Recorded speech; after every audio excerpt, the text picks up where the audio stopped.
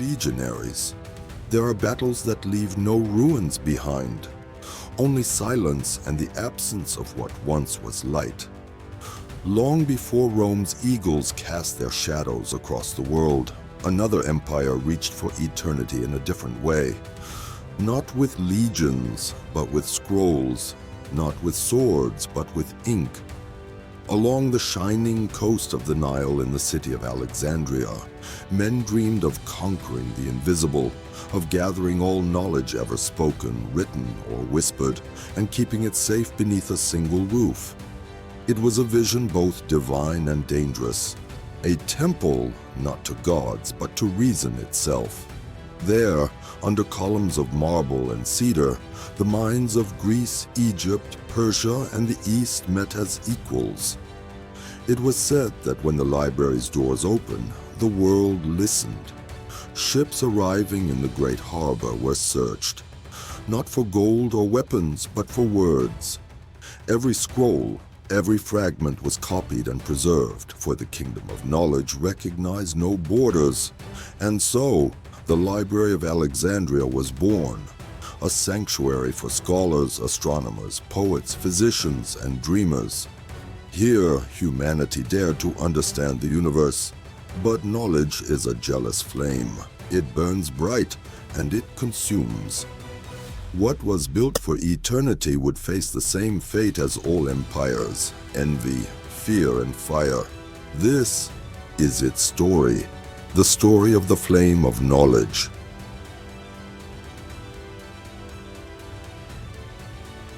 When Alexander the Great died, his dream did not die with him.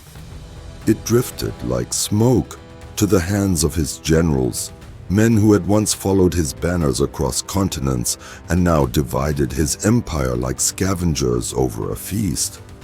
Among them was Ptolemy, son of Lagus, clever, patient, and far more interested in ideas than in battles. When he took Egypt for his own, he took something else as well: Alexander's hunger for greatness. But Ptolemy sought no more lands to conquer. He sought to conquer time itself. He imagined a kingdom not ruled by soldiers, but by scholars, a citadel not of stone, but of thought. In Alexandria, the city named for his fallen friend, he envisioned a lighthouse for the human mind. And so, beneath the golden sun of the Nile, he began to build the Mausion, a place dedicated to the muses, patrons of art, music, and memory. It would become the heart of a grand design, a library that would hold the wisdom of the world. Every scribe, every philosopher, every traveler who carried a scroll became a soldier of this silent empire. Ptolemy ordered that every ship entering the harbor of Alexandria be searched for manuscripts. Copies were made and added to the collection. The originals were kept, for he believed that all words were gifts to humanity, not possessions to be hoarded. There, in the cool halls lined with papyrus and cedar, men like Demetrius of Phaleron began to gather the fragments of civilizations. They copied works from Greece, Persia, Babylon, India, scrolls on astronomy, medicine, geometry, philosophy, poetry.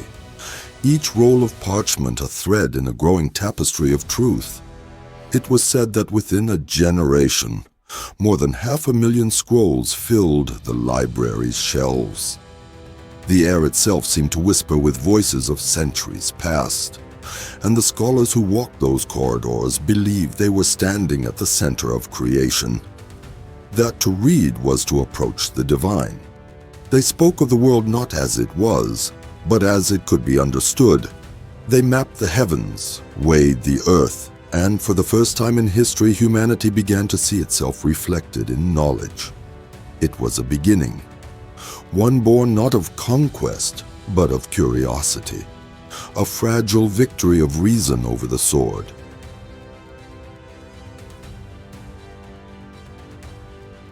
Day after day, the sun rose over Alexandria like a golden promise. Its light touched the marble steps of the Mausion, where minds gathered instead of armies, and silence held more power than any legion. Here worked Eratosthenes, the geographer who measured the very curve of the earth with shadows and reason alone. He wrote of oceans yet unseen and of lands that waited beyond the horizon, proving that discovery was not born from ships, but from thought. Here calculated Euclid, whose geometry became the language of builders and engineers for millennia. Each line, each theorem, a bridge between idea and form. Here dreamed Archimedes, writing letters that would one day reach the kings of Syracuse, letters filled with numbers and visions that bent the laws of matter itself. And here, generations later, Hypatia would teach, the last great voice of reason before darkness closed its hands around the city. In the library, knowledge was not owned. It was shared, debated, rewritten, like a living organism growing across centuries. Scribes moved like priests through the aisles, dipping reed pens into ink made from soot and wine. The scent of papyrus mixed with salt from the sea. Every scroll, every shelf was a heartbeat of civilization. Travelers came from across the world, Persians, Jews, Indians, Greeks, Romans. And in the halls of the library, their tongues wove together into one language, understanding. It was said that the scholars of Alexandria could speak to the stars. They charted the motions of planets, predicted eclipses, studied the pulse of the human body, and sought patterns in the chaos of the cosmos. To them, learning was an act of worship. To know was to honor creation. They believed that truth, once found, would protect humanity from ignorance, as surely as walls protect a city from fire. But outside the library's walls, the world was changing. Empire shifted. Generals plotted. Priests grew wary of reason that questioned faith. And though the flame of knowledge burned bright, its light began to cast long shadows. No empire, no temple, no idea lives forever untouched. The library stood at its height, but already the first winds of destruction whispered through its corridors.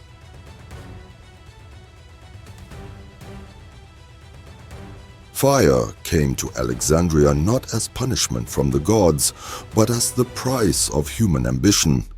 When Julius Caesar brought war to Egypt, his ships filled the harbor with flame. The fire leapt from vessel to vessel, then to the warehouses, and from the warehouses to the quarter that held the scrolls. Smoke rose like a second sea, and the wind carried with it the ashes of 1,000 years. Some said the fire spared part of the library. Others whispered that nothing survived, that the words of Homer, the records of lost kingdoms, and the wisdom of countless generations turned to dust that day. But even when new rulers came, the dream did not die at once.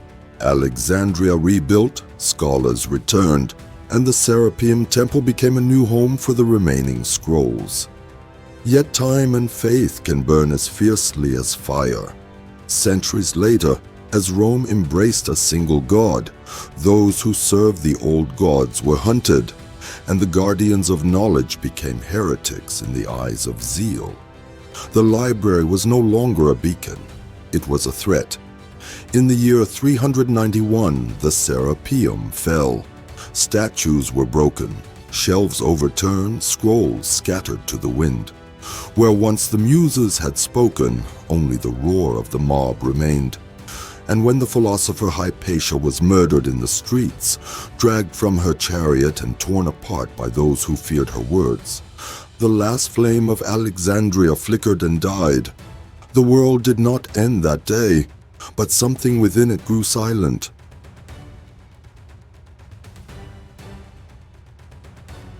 The library is gone. Its stones sleep beneath modern streets. Its scrolls turned to dust long ago.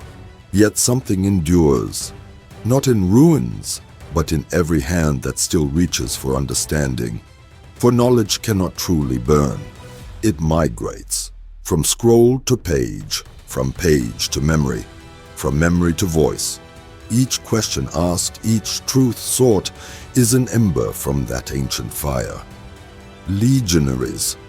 The Library of Alexandria was never only a place, it was a promise that the light of reason, once kindled, can outlast even the darkest night. And as long as one mind still hungers to know, the flame of knowledge will never die.